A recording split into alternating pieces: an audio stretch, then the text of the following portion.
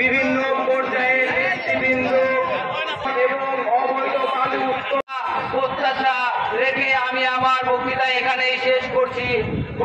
সন্ত্রাস চাঁদাবাজের বিরুদ্ধে অবস্থান নেব। বাংলাদেশ জাতীয়তাবাদী স্বেচ্ছাসেবক দল, আমাদের মঞ্চে সম্মানিত অতিথিবৃন্দ এখন আমাদের মাঝে সংক্ষিপ্ত বক্তব্য দিবেন। প্রশাসনে ধীরে ধীরে একটি পতিত আওয়ামী লীগের লোকজনের একটি পুনর্বাসনের প্রক্রিয়া চালু হয়ে গেছে। সরকারের মধ্যে নানাভাবে কখনো উপদেষ্টার নামে, কখনো বিশেষ সহকারের নামে আওয়ামী লীগের লোকজনের পুনর্বাসন হচ্ছে। যারা শেখ হাসিনার সহযোগী ছিলেন, দুর্নীতির সহযোগী ছিলেন, যারা গণতান্ত্রিক প্রক্রিয়ার বিরুদ্ধে অবস্থান নিয়েছেন এবং শেখ হাসিনাকে নানাভাবে উৎসাহিত করেছেন, তার স্বৈরাচারী পদক্ষেপ নিতে যারা উৎসাহিত করেছেন এবং বেশ বলে যারা তাকে হাতে তালি দিয়েছেন, সেই সমস্ত লোকজনকে আমরা ক্রমেই দেখতে পাচ্ছি তারা ইউনূস সরকারের প্রশাসনে যুক্ত হয়ে যাচ্ছে। আমি প্রধান উপদেষ্টা, আপনার প্রতি আমার সশ্রদ্ধ সালাম। আপনাকে আমি অনেক বেশি পছন্দ করি, আমাদের দেশের মানুষ পছন্দ করে, আপনি আমাদের দেশের গৌরবের প্রতীক।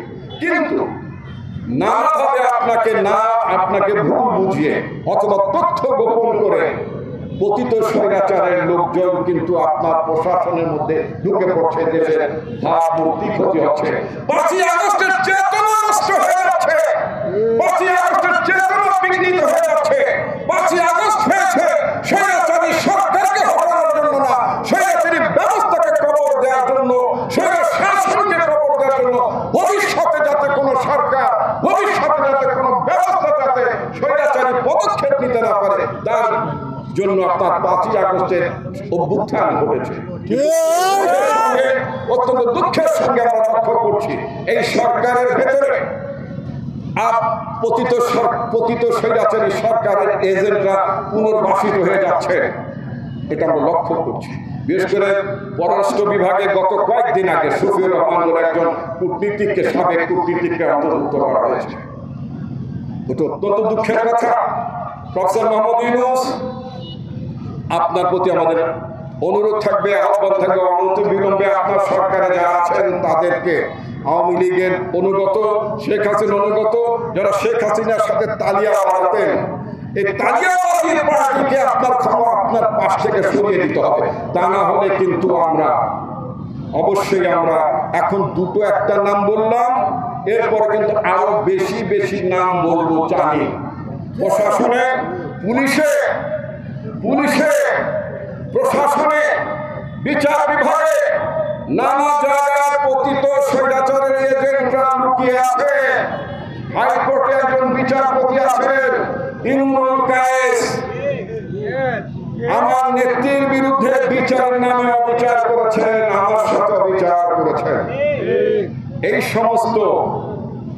সমস্ত নৌকা মার্কার বিচারপতিগুলোকে কিন্তু হাইকোর্ট থেকে সরিয়ে দিতে হবে।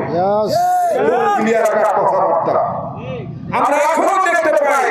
আমার নামে নাম আসাদুজ্জামান নূর, একজন ঢাকার একজন অতিরিক্ত চিফ মেট্রোপলিটন ম্যাজিস্ট্রেট, প্রধানমন্ত্রী পুত্র ওয়াজেদ জয়কে, সচিব ওয়াজেদ জয়কে তিনি রিসিভ করেছেন, সিওপ করেছেন।